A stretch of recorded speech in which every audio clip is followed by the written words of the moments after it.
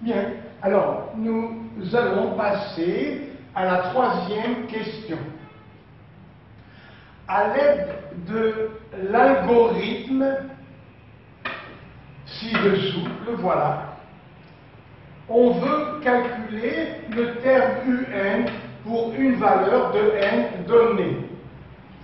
Et je vous rappelle que tout à l'heure, nous avions démontré un égale Sn sur Sn-1.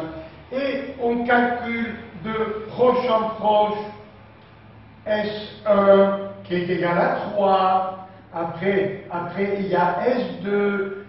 Après il y a S3. On calcule les S de proche en proche et ça nous donne à chaque fois un par la formule Sn, le même indice n sur Sn-1. Donc, à l'aide de l'algorithme ci-dessous et à l'aide des formules établies précédemment, on veut calculer le terme un pour une valeur de n donnée. Bien. Premièrement, recopier et compléter la partie traitement de l'algorithme. Ça veut dire, on nous demande de recopier tout simplement ici les deux formules que nous avons trouvées. Simplement, on les recopie sans mettre les indices. Tout le monde sait que dans un algorithme, c'est un calcul qui se fait de proche en proche. Ça, c'est pour la théorie, voyez, et pour l'algorithme, on ne le met pas, comme ici par exemple, on écrit dans l'algorithme, S prend la valeur Sn plus 1, voilà, et U prend la valeur S sur S-1, U prend la valeur, sans mettre les indices, S sur S-1, et S prend la valeur S plus U, c'est tout ce qu'on écrit. Ça veut dire, de proche en proche, à chaque nouvelle valeur de S, on calcule la suivante en prenant l'ancienne valeur plus U. Voilà, c'est comme ça que l'on raisonne dans les algorithmes. Et je recommence. À l'aide de l'algorithme ci-dessous, on veut calculer le terme un pour une valeur de n donnée. Recopier et compléter la partie traitement de l'algorithme ci-dessous. Alors, saisir n, ça veut dire vous considérez un nombre entier n. Saisir u, eh bien, on va vous demander de calculer pour chaque valeur de n la valeur de u. Saisir veut dire calculer finalement. Normalement, il y a aussi un paragraphe appelé initialisation. Ça veut dire les premières valeurs. La première valeur de n, c'est 0, puisqu'il y a U0. Initialisation. Il y a U0, il y aura n égale 0, mais ici, ils ne l'ont pas marqué. Alors, traitement, ça veut dire quel est le travail qui va se faire. Alors, regardez bien. S prend la valeur. Laquelle? Alors, la valeur U. S prend la valeur U, c'est-à-dire grâce à U.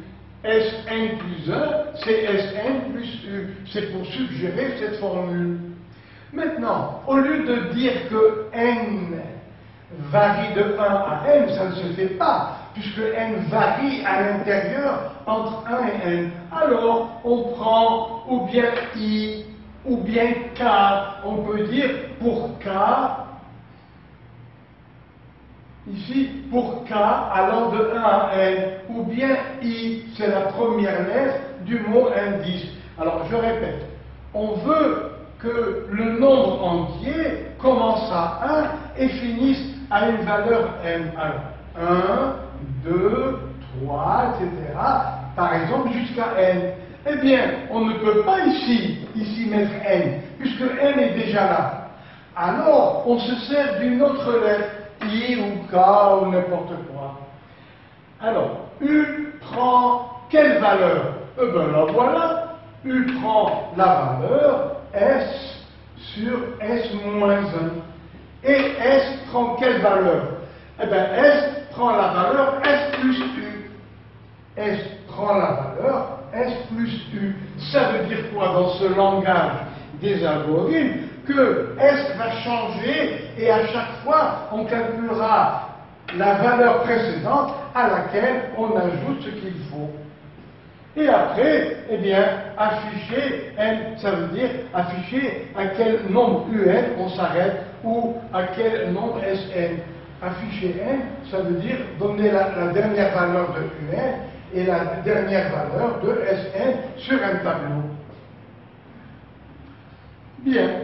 Alors maintenant, l'ordinateur a fait ce travail depuis n égale 0 jusqu'à 40 et voilà quelques valeurs de un. Alors U0 c'est 3, U5 1,140, U10 le voilà, U20, U30, U40 et vous remarquez que ces nombres décroissent peu à peu, diminuent peu à peu, et la conjecture c'est de dire je pense que, eh bien, quelle conjecture peut-on faire sur la convergence de la suite UN? Eh bien, d'après ce tableau, puisqu'on a été jusqu'à 40, c'est énorme, eh bien, on peut dire que la valeur de UN, pour les grandes valeurs de n, vont tendre vers le nombre 1.